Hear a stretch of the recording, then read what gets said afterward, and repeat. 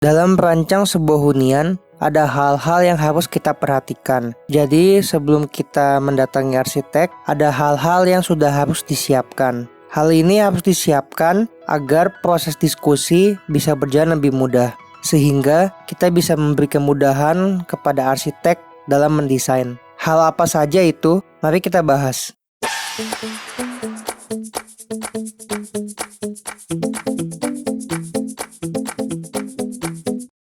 Yang pertama mengenai profil penghuni rumah. Penghuni rumah ini mengenai jumlah dan usia dari penghuni rumah. Jumlah penghuni dan usia penghuni memiliki peran yang penting karena rumah adalah tempat berkumpul bagi keluarga. Artinya, kita harus tahu berapa jumlah orang yang ada di rumah dan berapa usianya. Karena dengan mengetahui jumlah dan umur dari penghuni rumah, maka sang arsitek bisa menentukan ukuran rumah, jumlah ruang yang ada, serta hal-hal lain yang dibutuhkan. Sebagai contoh, jika penghuni memiliki anak kecil, maka sang arsitek harus mempersiapkan area bermain bagi anak. Lalu harus memikirkan hal-hal teknis seperti keamanan sehingga tidak membahayakan anak kecil. Seperti contoh, membuat railing tangga yang aman, lalu membuat lantai yang tidak licin, dan hal-hal lainnya yang berhubungan dengan keamanan. Begitu juga sebaliknya. Jika penghuninya dominan adalah orang dewasa, maka ada pertimbangan khusus lainnya. Lalu yang kedua, mengenai kegiatan penghuni sehari-hari. Dengan mengetahui kegiatan sehari-hari akan memberi kemudahan kepada arsitek untuk membuat ruang. Karena ruang itu dibuat berdasarkan fungsi dari kegiatan sang penghuni. Sebagai contoh, saat sedang berada di rumah, kegiatan yang dilakukan ayah bekerja, ibu memasak, anak belajar. Namun, di keluarga ini ingin memiliki aktivitas yang dekat dengan keluarganya. Sehingga kita bisa membuat ruang kerja ayah, area dapur, area belajar itu berdekatan. Dalam arti mungkin bisa di lantai yang sama atau memiliki ruang penghubung sehingga dapat memudahkan mereka berkomunikasi.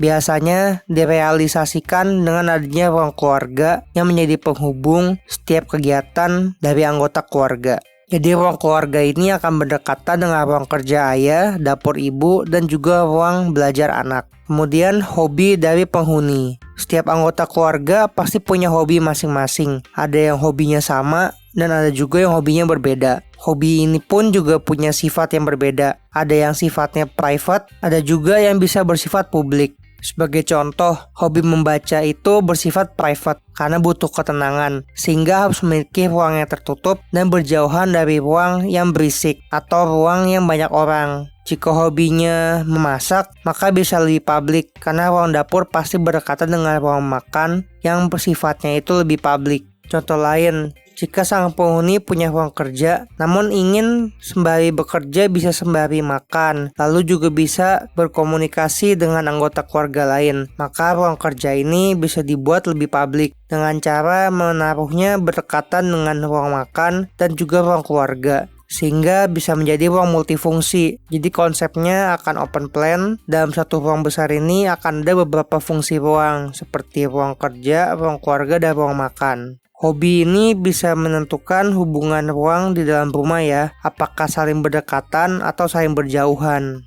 Kemudian, gaya yang disukai. Setiap anggota keluarga pasti punya preferensi masing-masing. Dengan menyampaikannya kepada arsitek, maka arsitek bisa mempertimbangkan gaya mana yang bisa menjadi gaya penengah antara setiap anggota keluarga. Seperti contoh, jika ayah lebih suka modern, namun ibu lebih suka klasik, maka kita bisa membuat eksteriornya lebih modern, namun interiornya lebih mengarah ke modern klasik, sehingga tetap ada hubungan antara desain modern dan desain klasik. Hal lainnya yang perlu disiapkan adalah merencanakan hal yang akan datang. Dalam arti kita harus memikirkan ke depannya itu akan seperti apa. Sebagai contoh, untuk sekarang ada sebuah keluarga yang terdiri dari ayah, ibu, dan satu anak. Mungkin saja di masa yang akan datang akan ada anak kedua dan anak ketiga. Sehingga harus dipersiapkan di mana letak kamar bagi mereka. Supaya saat nanti renovasi, kita sudah tahu harus melakukan apa. Ini sama dengan konsep rumah tumbuh ya. Untuk penjelasannya mengenai rumah tumbuh bisa cek di video-video sebelumnya. Hal terakhir yang harus dipersiapkan adalah mengenai hal-hal teknis. Hal teknis ini adalah hal-hal yang krusial. Hal teknis menyangkut dana, lalu pemilihan arsitek dan kontraktor, kemudian material yang ingin ada dan material yang tidak ingin ada, serta perkiraan waktu dari perencanaan hingga pembangunan. Hal-hal ini sangat penting dan harus disiapkan sejak awal, bahkan sejak belum bertemu dengan sang arsitek. Dengan begitu, saat masuk ke dalam proses, maka bisa berjalan dengan lebih mudah. Oke, sampai di sini dulu video saya kali ini. Semoga bermanfaat, dan setelah ini kita akan lanjut ke tahapan proyek part 2, yaitu mengenai pemilihan arsitek. Oke, terima kasih dan sampai jumpa.